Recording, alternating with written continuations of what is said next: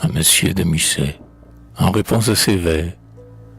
Maintenant qu'abrité des mots de mon enfance, je n'entends plus Paris ni son murmure immense, qui, semblable à la mer contre un cap écumant, répand loin de ses murs son retentissement. Maintenant que mes jours et mes heures limpides résonnent sous la main comme des urnes vides, et que je puis en paix les combler à plaisir, de contemplation, de chant et de loisir, qu'entre le firmament de mon œil qui s'y lève, aucun plafond jaloux n'intercepte mon rêve, et que j'y vois surgir ces feux sur les coteaux, comme de blanches nefs à l'horizon des eaux, rassasiés de paix, de silence et d'extase. Le limon de mon cœur descend au fond du vase. J'entends chanter en moi les brises d'autrefois, et je me sens tenté d'essayer si mes doigts pourront, donnant au rythme une âme cadencée, tendre cet arc sonore où vibrait ma pensée. S'ils ne le peuvent plus, que ces vers oubliés aillent au moins frémir et tomber à tes pieds. Enfant blond cheveux, jeune homme au cœur de cire, dont la lèvre le pli des larmes ou du rire, selon que la beauté qui règne sur tes yeux eut un regard hier sévère ou gracieux. Poétique jouet de molle poésie, qui prend pour passion ta vague fantaisie, bulle d'air colorée dans une bulle d'eau, que l'enfant fait jaillir du bout d'un chalumeau, que la beauté rieuse avec sa folle haleine élève vers le ciel, y suspend, y promène, pour y voir un moment son image flotter, et qui, lorsqu'en vapeur elle vient d'éclater, ne sait pas si c'est eau dont elle est arrosée, et le sang de ton cœur ou l'eau de la rosée. Émule de Buron, au sourire moqueur, d'où vient ce cri plaintif arraché de ton cœur? Quelle main, de ton luth en parcourant la gamme, changer tout à coup la clé de ta jeune âme, et fait rendre à l'esprit le son du cœur humain? Est-ce qu'un pli de rose aurait froissé ta main?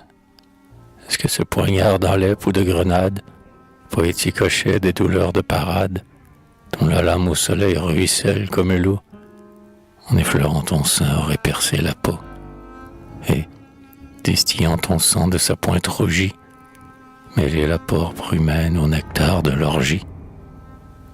Ou n'est-ce pas plutôt que cet ennui profond que contient chaque coupe et qu'on savoure au fond des ivresses du cœur, amère et fade lit, qui détournait ta lèvre avec mélancolie, et que le vase vide, et dont tes doigts sont lasses, tombe et sonne à tes pieds, et s'y brise en éclats?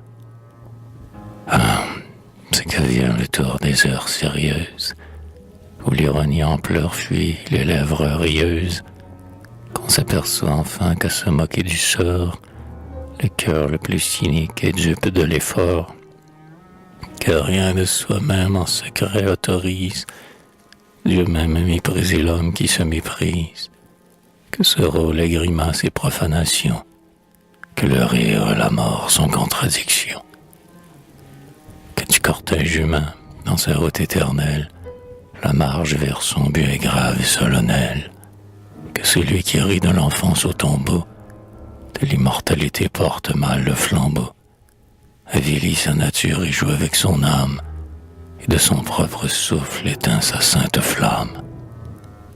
Est-ce un titre apporté au seuil du jugement, pour toute œuvre ici-bas qu'un long ricanement? L'homme répondra-t-il, quand le souverain maître lui criera dans son cœur: pourquoi t'ai-je fait naître? Qu'as-tu fait pour le temps, pour le ciel et pour moi? J'ai ri de l'univers, de toi-même et de moi. Honte qui croit ainsi jouer avec sa lyre, la vie est un mystère et non pas un délire.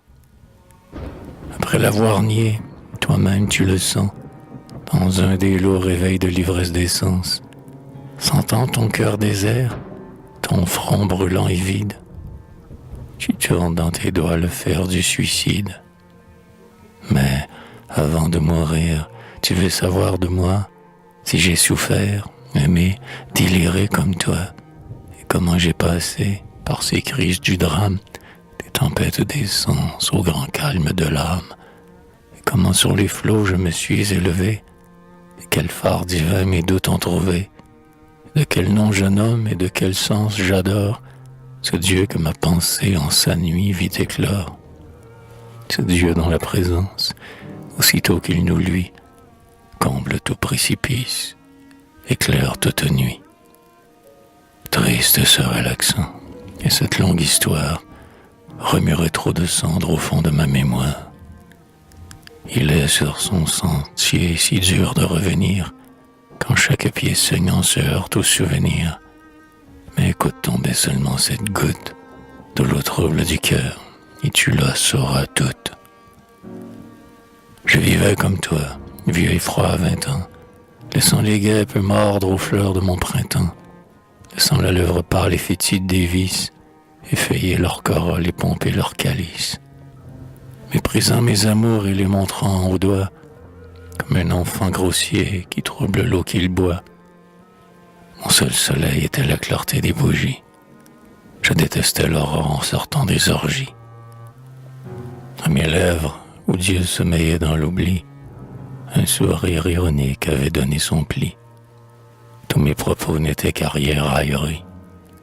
Je plaignais la pudeur comme une duperie. Et si quelques reproches, ou de mère ou de sœur, mes premiers instincts parlant avec douceur, me rappelaient les jours de ma naïve enfance, nos mains jointes, nos yeux levés, notre innocence. Si quelques tendres échos de ces soirs d'autrefois, dans mon esprit troublé s'éveillant leur voix, d'une arrêt de rosée humectait ma paupière, mon front haut secouait ses cheveux en arrière. Pervers, je rougissais de mon bon sentiment, je refoulais en moi mon attendrissement, et j'allais tout honteux vers mes viles idoles, parmi de vils railleurs, bafouer ses paroles. Voilà quelle gangrène énervait mon esprit, quand l'amour, cet amour qui tue ou qui guérit, cette plante de vie au céleste dictame, distilla dans mon cœur des lèvres d'une femme. Une femme, est-ce un nom qui puisse te nommer? Chaste apparition qui me força d'aimer, forme dont la splendeur à l'aube eût fait envie, saint éblouissement d'une heure de ma vie.